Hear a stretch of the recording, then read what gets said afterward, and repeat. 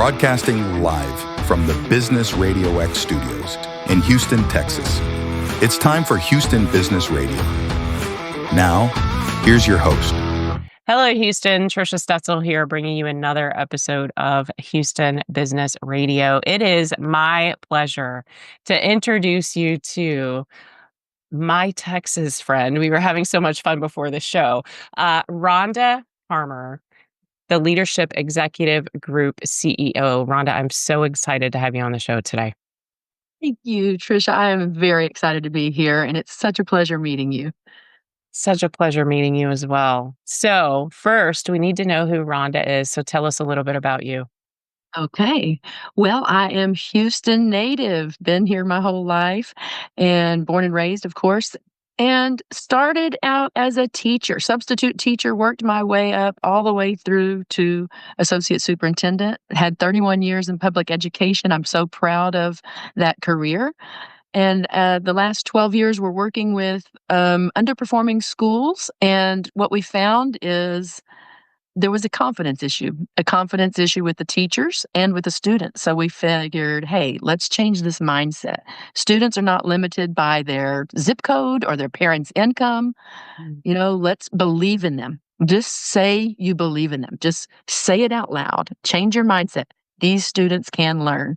Every student can learn. He can learn. She can learn. This is a future CEO. This is a future doctor. This is a future lawyer. And let's change our mindset and just see if it works. And it did. And so after years of seeing schools rated as F go to B's and A's, and teachers who were burned out feeling rejuvenated, and students feeling proud about themselves, and parents unbelieving what was going on, I said, hey, what if we apply that same system to nonprofits or small business or big organizations, corporations? And so I started a consulting firm after I retired, and that's what we're doing. Love that. So that is how the Leadership Executive Group was born. Tell us more about the work that you're doing in that space, Rhonda, now. Hey, so what we have 8 amazing coaches who, thank God, they believe in me, and I totally believe in them, but they are amazing. And we work one-on-one with clients, or we also provide training to groups, teams. And our main focus, what we found, we work mostly with women, but we have a few guys too. But we're looking at people who are ready to just take that next step. Perhaps something is holding them back, as I mentioned in the schools, that it could be a mindset. And so it's not about never feeling fear or never having self-doubt.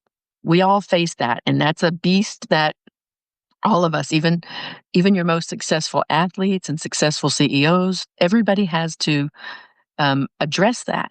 But it's about identifying it, knowing when it's coming up, and then backing up just a tiny bit from it. Okay, what is that? What is that belief or thought that's making me hesitate? Pause. And so we work and coach directly with one-on-one clients to help them break through to the next level. Is it a promotion? Is it leading a brand new team? Is it mentoring one person who will come after them to be the next leader? All kinds of positions for one-on-one coaching. And then we also provide group coaching. And I found this is what we're finding is we're getting into a niche of working with pastors. And so pastors are in a unique position. They either have a very, very small staff, or they're working with volunteers. And so how can they get the confidence in themselves and the confidence in their team to help move and strategize to meet goals? And that's us. That's what we do. But we work with people in all sectors. And what I've been doing is meeting people through speaking engagements, one-on-one, maybe through workshops, and we'll promote that later on in the show. But that's how we roll. That's amazing. I love that. And as you were talking through the work that you're doing, and even talking about most of them are women, which is another connection that you and I have. We talked about that before the show.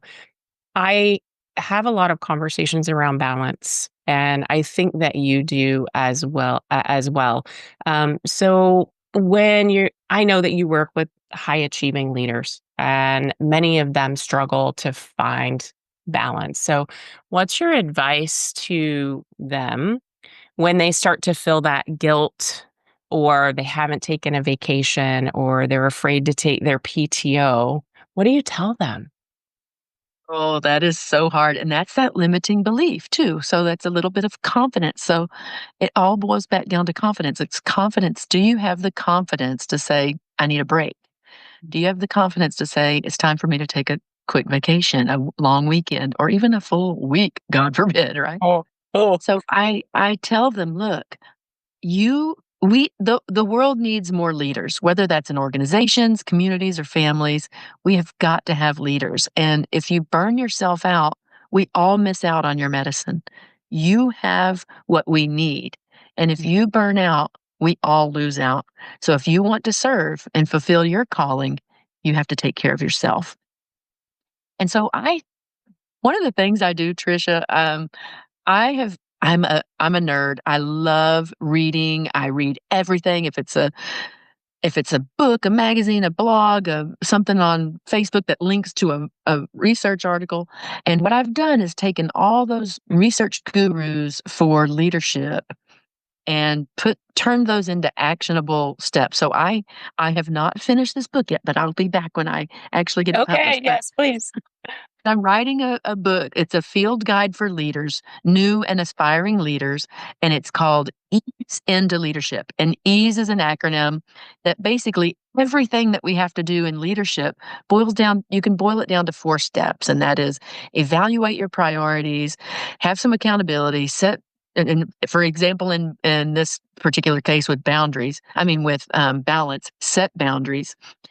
And so we have these tools. They're rubrics, basically, implementation rubrics, and they're not designed as worksheets or homework or something to be filled out for compliance. They're simply conversation starters. And so I ask the leaders to work with me. Let's look at set boundaries. What does this look like for you? Easily one of the best things I've seen people model. This was in a school district, and they did it district wide in Pasadena. It was a 50,000 student and 68 campuses. What they did is before every break, they sent an email saying, "During this break, you will receive no emails. If you send emails, please set the system that it won't even send it. It'll be a delayed send until the day we get back."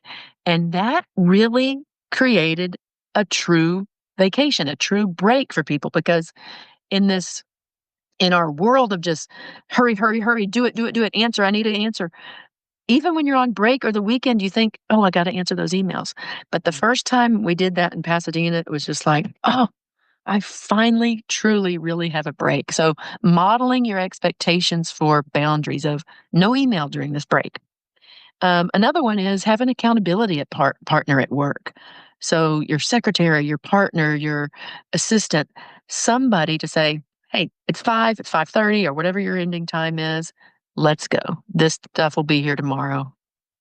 So Mhm. just 2 easy ways to set boundaries. And then finally, what I do ask people, um, one of the very first things I ask people in our coaching session is, "What is your nighttime routine?" You would be shocked how many people don't even know what I'm talking about. Like, what is your nighttime routine? Do you eat at home? Do you come home from dinner? Do you wash your face? Do you read a little bit? Do you watch TV? What is your routine? And so many people, we've just gotten to where we're so reactive, and that's what burns people out. Even though my husband's the worst. He's like, "No, no, no, nobody wants a routine, nobody wants a schedule." But even he does want a schedule, and he is one of the most free thinking, no time schedule, but we like routine and we like predictability and our bodies like that, where you get into this rhythm of being able to do things and you feel better about yourself because you can predict what's coming next. So those are the things I ask people to do. Wow. Okay, so I stop work at 5 o'clock every day so I can go in and cook dinner with my husband. Does that count? Yes, ma'am. 2 stars for you. That is Yes. awesome. All right, I can't tell you the rest of my routine, but that's the beginning, right? We're getting there. We're getting there. There you Um, go. so there are some people listening right now, Rhonda, that are thinking, And you and I probably have had these same thoughts that if I'm not on all the time, people are going to see me as a slacker. So how do we shift Absolutely. that mindset? Okay, this is going to sound almost ridiculous, but it literally comes to it comes down to identifying that thought. So, first, people need to identify that that's what they're thinking because sometimes they don't even realize that's what they're thinking. They're just acting because they know that's true in their head. So they have to slow down to realize, oh, I'm doing these things because I think people will think I'm a slacker. So it sounds so easy and simple, but it's not. You have to realize that's what's driving you. And then once you realize that, this is this is a physiological, neurological truth. Putting your hand on your head and saying the opposite. So, I am not a slacker. And it's even better if you don't use the word not. So phrase it in a positive way. If you think about when we used to when we're teaching children, don't run. Instead of saying don't run because all they hear is run, you say walk. Thank you for walking. Okay. So in your head, I am productive. I am balanced. I work to get things done and I rest for myself so I can continue to get things done. And it's literally putting your hand on your head. I worked with a client one day, and this wasn't too long ago. She was so ridden with anxiety about needing to get something done that I mean, she could not even put her hand on her head and say, "I am safe." And I was thinking, "Bless you, come on, this is just take a deep breath. Let's count to 5." When someone is in anxiety like that, and we do this because we have these mindsets, and so many of these mindsets, let me tell you about 3 ways that our behavior is shaped. A third of it is pure genetics. We can't do anything about it. It's there. It's in us, okay? Mhm. Another third of it, we can't do anything about it because it's already happened. It was from the time we were born till the time we were about 12 years old. Things that were modeled, things we heard, things that were said to us. That's there. We can't really do anything about it, but we can choose to overcome it. Um, let's say someone said, um, all you do is eat. Okay, well, I know everybody told me all I did was eat, but I choose to say I eat when I'm hungry. I eat for nourishment, and I don't eat because I'm bored. I don't eat for entertainment. I don't eat because I'm scared. And you can overcome some of those things, but they're pretty much there too. But that's part of what we call childhood trauma. No matter what your childhood is, that is there. And then the other third is from, like, that same age, like age 10, 11 or so, till now, all your experiences. So those things shape our behavior. So we're still experiencing things that help us shape behaviors. And if you go back to your original question of how do you help a person who thinks, I'm going to be a slacker? We first have to help them realize, okay, you're acting because of a erroneous thought that's in your head. Now let's reverse that thought. I am productive. I am balanced. I and it sounds like, again, it sounds almost ridiculous. But what happens is your thoughts turn into words, your words turn into actions, and your actions lead to results. It's not that your words turn into results immediately. There has to be action in between, but you can't start with that action until you start with the correct words in your head. Yeah. Woman from my own heart. I love this law of self control that you were just talking about, right? Because the language, the words, the things that we're telling ourselves become our beliefs and our feelings to our actions and our results. Okay. People are already interested in reaching out to you. I know this, Rhonda. So, how can they best connect with you? My My website is rhondaparmer.com. And remember, Parmer rhymes with farmer, but it starts with a P. So I'm not Palmer, I'm Parmer. rhondaparmer.com. And you can check me out on LinkedIn too, Rhonda Freeman Parmer. I love that. And it's Rhonda, if you're looking for her. Amazing. I know that people are going to want to connect with you and have a bigger conversation around the things that we've been talking about. So here's what I would like to know next. This is a hard one, Rhonda. How do you create balance in your own life? Oh, okay. So I will tell you, quick backstory, Reader's Digest version. Back in the 70s, this wasn't diagnosed as much, especially if you had some coping skills and you weren't failing. But we figured out I had dyslexia. Okay. And we didn't call it that. We just said I wasn't paying attention.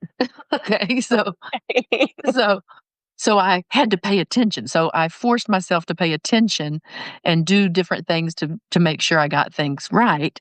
And it slowed me down, but it unintentionally turned me into a perfectionist. And then that turned into workaholicism, and that lasted into my adulthood. So I worked on I got my bachelor's degree, master's degree, and doctorate degree. But the wake up call happened in my 30s when I was diagnosed with cancer, um, a double cancer diagnosis, breast cancer and thyroid cancer. And this just happened to be my first year as principal. And I don't know if many listeners understand, but I'll just go ahead and say it because I was one of them. A lot of principals are very, um, well, I'll just say I was very egotistical and like, oh, I am the principal now. We're going to do this and we're going to do this and it's going to be this and we're going to be number one in the nation and we're going to do this. And everyone was telling me when I was assigned this job, slow down, slow your roll, get to know people, watch out, learn, watch and learn. Don't do anything. Don't change anything at this school for at least a year. I'm looking at him like, hey, man, these kids don't have a year to waste, you know. But God told different. So I did slow down because I had to take medicine and do treatments and have surgeries. But what I found was the ability to ask for help. Mm, And that was something I was very, very uncomfortable doing. mm. So my husband helped me practice. We modeled at home, asking for help, and I got help. And that helped me maintain the balance of taking my medicine and doing some work. I didn't miss very much work. He took me a cot up to my office. So if I needed to, I could just lie down for a little bit. But anyway, that was a wake up call. And it was like, hey, you can do all this stuff and burn yourself out and be gone and not do anything for the world, or you can slow your roll and take this in doses and give this to people in the amounts that they can consume. And Yes. that really helped change the way I lead and the way I coach others.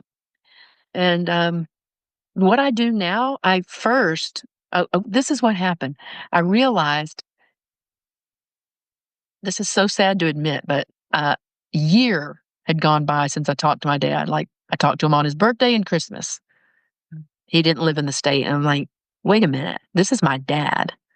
And then maybe a year had gone by since I saw my mom. She lives in the same town. I'd talked to her very frequently, but maybe I hadn't seen her in a year. Like, really? I'm only spending time on Mother's Day and Christmas with my mom? I'm fortunate enough to still have my mom here, and I'm not taking advantage of this. So now what I do, I talk to my mom every single day, and I travel with my husband. My husband has a trucking company, so I've said, "Hey, I'm gonna go with you at least once a week. Let's go out in the town." He has a heavy equipment trucking company, so any big yellow things y'all see, watch out for those truckers. It's so heavy they can't shut down. If you cut them off, it's hard to slow down. 80,000 pounds. And then another thing I do, I think I mentioned this right before we started on air. I race cars. So, as I mentioned, I did have that double cancer diagnosis. I was in my 30s. I didn't have a lot of good insurance. I had the bare minimum plan. So, my debt stacked up. And I looked at that one day, over $100,000 of debt. And I said, man, if I'm going to be in debt, because I'd never been in debt up until that point, even through college, I worked my way through college. But I said, if I'm going to be in debt, I'm at least going to have something I like. So, we went out and bought a vet. And now I race it in the Big Bend Open Road Race. I'm one of the navigation trainers and one of the rookie qualifiers, and that is how I find balance. Totally get away from everything into a whole different world And as my husband says, we go out there for the week, we have a big family reunion, and then there's a race at the end of the week. Oh my gosh, that's so much fun. So we did talk about this before we started recording. You have to describe the race. Like, how does the race go down? Oh, girl, it is amazing. So this is Highway 225. It's from Fort Stockton all the way down to Sanderson, Texas. So it's just the west side of Big Bend National Park. They shut the highway down, so the state patrol are out there. They have helicopters and airplanes, sending little signals to make the animals all go away. They chain off all the ranchers' gates so nobody can pull out in the road, and they announce it way in advance. And everybody supports it because to this little town, it's almost like the Super Bowl coming to town. It brings in a lot of economic value. But basically, the cars line up. You sign up for which class you would like to be in, which means what average speed you want to maintain, and they let you go one at a time every minute. So ideally, you should not pass or be passed. And I'll tell you, Trisha, there is nothing better than coming up on a 55-mile-an-hour curve at 120 miles an hour. You got the whole road to yourself. So last year, my husband and I averaged 145 miles an hour, and we can go up to 168 to be able to do that. Wow. It's 59 turn. No, it's 59 miles one way. You go down, everybody goes down, and then you restock and come back. But it's 59 miles, 59 turns, and 59 elevation changes.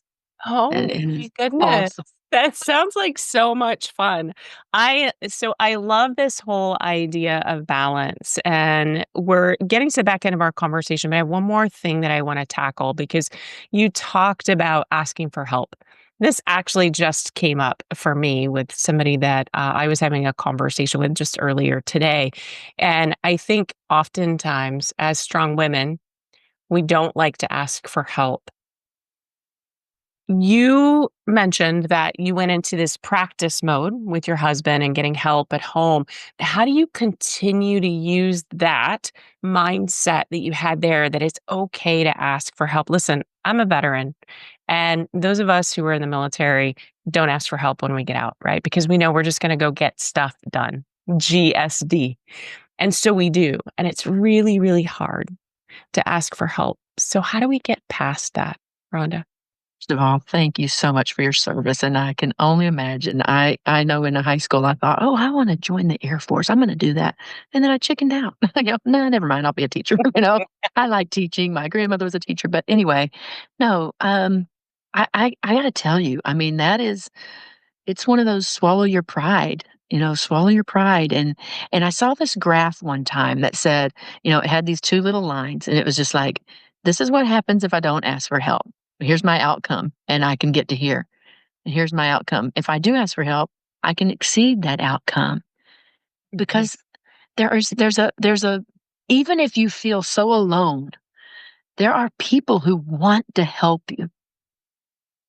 Um, this is a lesson from Simon Sinek. He says, learn to ask for help because people are there reaching their hand for you. Most of the time, you just have to see their hand. You don't even have to ask for help. Their hand is already there. You just take their hand. So receive the help when they offer it. And then if you don't think they're offering it, ask for it. And I promise you, this is something that I continually do. I have a workshop next Thursday, and I practiced the intro and outro with my husband last night. I mean, it's just, it's if we want to be the best versions of ourselves, that's what we do, and people want to help us. This is what I tell leaders. There's some leaders who they have this thought that, hey, I'm the leader. I'm getting paid the most. I have to do the most. I have to do it all. And that's not true. It's simply not true. You have an assistant. Sometimes you have a secretary. Sometimes you have other people on your team. And we're robbing them of their purpose if we try to do everything. I'll give this example. Let's just say I'm working with this lady from a museum who works in a museum, and she's newly appointed, and she does have that. It's an accidental mindset of well, I'm in charge. I have to do everything. But no, we have someone in charge of marketing, and she used to be in charge of marketing. So we have someone in charge of marketing, someone in charge of fundraising, someone in charge of ticket sales, someone in charge of summer programs. Let them do their jobs because otherwise you're robbing them. And we're paying you to do what only you can do, to make those tough decisions and build that vision and build cohesion and collaboration the way only you can do. The leader is the one who needs to notice, recognize what's happening with all the other staff members and team members so they fulfill their purpose. And they one day are ready to step into the next CEO role. Love that. So we have to allow them to fulfill their purpose by allowing them to do the work that we've hired them for, right? Or that we've brought them on board for. I love that. Okay. So, Rhonda, you're going to have to come back because I see this whole idea of delegation coming to fruition here. And we're going to have a whole nother conversation about delegation. Thank you so much for coming on today. Thank you for your service as a teacher, as a principal, as an administrator. Such a hard job sitting on the outside looking in, having our son is much older now, but we had one, come through school. So I get it. And thank you so much for your service to our community. You, Trisha, it's been an honor. I love meeting you, and I would love to see you again. Okay, fantastic. I will be in touch for sure. All right. Rhonda Parmer, thank you so much for being on with me. And that's all the time we have for today's show. Join us next time for another exciting episode of Houston Business Radio. Until then, stay tuned, stay inspired, and keep thriving in the Houston business community.